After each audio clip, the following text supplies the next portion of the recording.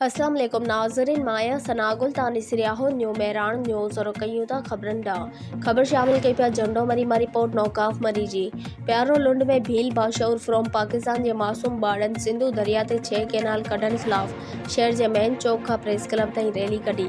सिंधु मां 6 कैनाल कढण सिंध के हथ वठी तबाह बर्बाद कयो पियो वञे।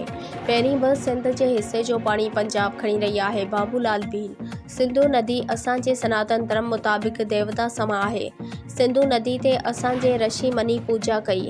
असां सिंध वासिन जो सिंधु दरिया वॾो तीरथ आहे जेको सिंधु जे पाणी सां हथ चरंद कंदो असां बर्दाश्त न कंदासूं। बाबूलाल भील असां मासूम बाड़ा सिंध जी अवाम खे अपील करियूं था पंहिंजे हक़नि लाइ ऐं सिंधु जो पाणी ज़बरदस्ती कंदड़ खिलाफ़ आवाज़ उथारियो। असां जॾहिं वॾा थींदासूं त उन वक़्तु सिंध खे वफ़ाक़ तबाह करे छॾींदा। मासूम ॿार पूजा देवी जेकॾहिं सिंधु दरिया मां 6 कैनाल निकिता त सिंध जी अवाम खे बर्बाद खां सवाइ कुझु बि न मिलंदो।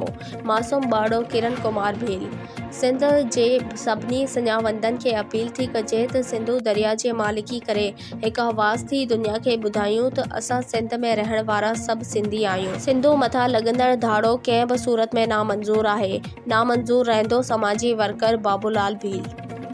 धरती असांजी जीजल माउ आहे, हिकु माउ उहो जंहिं असांखे ॼणियो आहे, हिकु माउ उहो जेको असांखे निपाए पई थी।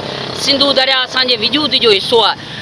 इन ते अॻे ई पाणी कोन्हे, वॾा वॾा डैम ॿधा पिया आहिनि ऐं मथां वरी जेकॾहिं हीअ 6 तकरारी कैनाल निकिरनि था त सिंध अॻे बि भड़भांग हुई वरी भड़भांग थी वेंदी ऐं हुते जो बचो बचो हिकिड़े पाणी जी सुती ऐं लप लाइ सिकी मरंदो। असां इहो एहतिजाज अॼु रिकॉर्ड उन जे करे कयूं था त हीअ असांजा सगीर बचड़ा इन एहतिजाज लाइ निकिरनि था त सुभाणे असांखे सुकियो ऐं बुखियो ॾींहुं ॾिसणो न पए। हीअ जेको तकरारी कैनाल आहिनि इन्हनि खे फिलफोर बंदि कया वञनि न त पूरी सिंध सरापा एहतिजाज थींदी, उहे रोडनि ते ईंदी ऐं इन्हनि खे इहे कैनाल बंदि करणा पवंदा। छा जो सिंध जेकॾहिं सुकी वई त पोइ असांजो वजूद ई ख़तमु थी वेंदो।